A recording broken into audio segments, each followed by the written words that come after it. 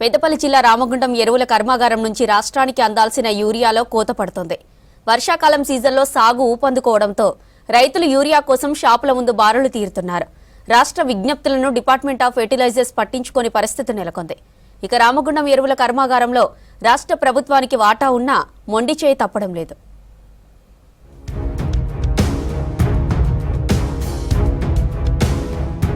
పెద్దపల్లి జిల్లాలో రామగుండంలో మూసేసిన fertilisers corporation of India unit ను మంత్రి వివేక్ వెంకటస్వామి కృషితో కేంద్ర ప్రభుత్వం పునరుద్ధరించింది. 12 లక్షల టన్నుల ఉత్పత్తి సామర్థ్యంతో నిర్మించిన ఈ ఫ్యాక్టరీలో 3 ఏళ్లుగా ఉత్పత్తి కొనసాగుతోంది. ఇందులో తెలంగాణకు 11% వాటా ఉంది. ఆయా రాష్ట్రాల్లో సాగు విస్తీర్ణం, యూరియా అవసరాలను దృష్టిలో ఉంచుకొని కేంద్ర ఎరువులు, రసాయనాల మంత్రిత్వ శాఖ సారథ్యంలోని డిపార్ట్మెంట్ ఆఫ్ ఫెర్టిలైజర్స్ కోటాలు కేటాయిస్తోంది. గత ఏడాది 11,94,000 టన్నుల యూరియా ఉత్పత్తి జరిగితే రాష్ట్రానికి 4,68,000 టన్నులు రవాణా చేశారు. మిగిలిన యూరియాను ఇతర రాష్ట్రాలకు సరఫరా చేశారు. మరి పెద్దపల్లి జిల్లా రామగుండంలో మాకు ఇక్కడ యూరియా ఫ్యాక్టరీ ఉన్నది. మరి కేంద్ర ప్రభుత్వం మాకు ఇక్కడ రైతులకు మాకు అందే తెలంగాణకు అందిన తరపు 1,10,000 టన్నుల యూరియా మాకు అందేది ఇచ్చిపెట్టి మరి కేంద్ర ప్రభుత్వం ఏం చేస్తుందంటే వేరే రాష్ట్రాలకు సప్లై చేయడం జరుగుతూ ఉంది.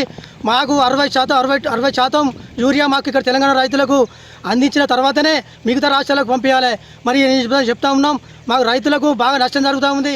ఈసారి అందుకు విరుద్ధంగా పరిస్థితులు ఉన్నాయి. గత ఏడాది ఏప్రిల్, జూన్ మధ్య 1,03,000 టన్నుల యూరియాను రాష్ట్రానికి సరఫరా చేస్తే ఈ ఏడాది 71,773 టన్నులకే పరిమితమైంది. గత ఏడాది జూలైలో 60,000 టన్నుల కోటాను కేటాయిస్తే ఈ ఏడాది దాన్ని 30,000 టన్నులకు కుదించారు. సాధారణంగా తెలంగాణలో ఏటా 20 లక్షల టన్నుల యూరియా వినియోగం ఉంటుంది. వర్షాలు లేట్గా కురవడం వల్ల ఇప్పటికే లేట్ అయింది. బావుల కాడి, బోర్ల కాడి ఇప్పుడే దున్నుకోవడం స్టార్ట్ చేసినాం.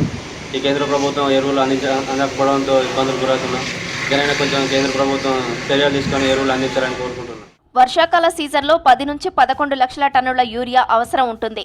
వ్యవసాయంలో యూరియా వినియోగాన్ని తగ్గించాలన్న కేంద్ర నిర్ణయంతో అన్ని రాష్ట్రాల కోటాల్లో కోత విధించామన్నారు అధికారులు. తెలంగాణ మాదిరిగా ఇతర రాష్ట్రాల కేటాయింపుల్లో పెద్దగా కోతలు విధించిన దాఖలాలు కనబడడం లేదంటున్నారు రైతులు. 10 ఎకరాలు చేను కౌలు చేసుకొని పత్తి పెట్టిన యూరియా దొరకక ఇప్పుడు అది పంట నష్టమయ్యే పరిస్థితికి వచ్చింది. ఒకవేళ యూరియా దొరకకుంటే పెట్టిన పెట్టుబడి 10 ఎకరాలకు ఎంత పెట్టుబడి అయిందో ఆ పెట్టుబడి అంతా వేయనట్టే, పెట్టుబడి అంతా నష్టపోయినట్టే. ప్రతి రైతు పరిస్థితి అంతే. గత ఏడాది జూలైలో ఉత్తరప్రదేశ్కు 3,05,000 టన్నుల యూరియాను కేటాయించారు. ఈ ఏడాది అంతే మొత్తంలో కేటాయించారు. ఆర్ఎఫ్సిఎల్లో ఉత్పత్తి అయ్యే యూరియాలో తెలంగాణ కోటాకు కోత పెట్టి ఇతర దక్షిణాది రాష్ట్రాలకు కేటాయించినట్లు తెలుస్తోంది. దీంతో తెలంగాణ వ్యాప్తంగా యూరియా కొరత ఏర్పడింది. దీంతో సొసైటీల ముందు, ఫర్టిలైజర్స్ షాపుల ముందు క్యూ లైన్ కడుతున్నారు రైతులు. పలు చోట్ల యూరియా కోసం ఆందోళన చేస్తున్నారు. ప్రైవేటు ఫెర్టిలైజర్స్ షాపుల్లో యూరియా స్టాక్ ఉన్నా అధిక ధరలకు అమ్ముతున్నారని ఆవేదన వ్యక్తం చేస్తున్నారు. యూరియా కోసం రావట్టి ఇప్పటికీ 4-5 డేస్ అవుతుంది. సొసైటీలోకి వస్తే సొసైటీలో యూరియా లేదంటున్నారు, రాలే అంటున్నారు. ఫెర్టిలైజర్ షాపులకి వెళ్తే యూరియా లేదు అంటున్నారు. మందు బస్తాలు ఏమి ఇవ్వడం లేదు. ఆల్రెడీ మేము పత్తి ప్యాకెట్ తీసుకొని వ్యవసాయం స్టార్ట్ చేసి మందులు వేసే టైంలో యూరియా ఫెర్టిలైజర్ మందులు ఇవి లేవంటున్నారు.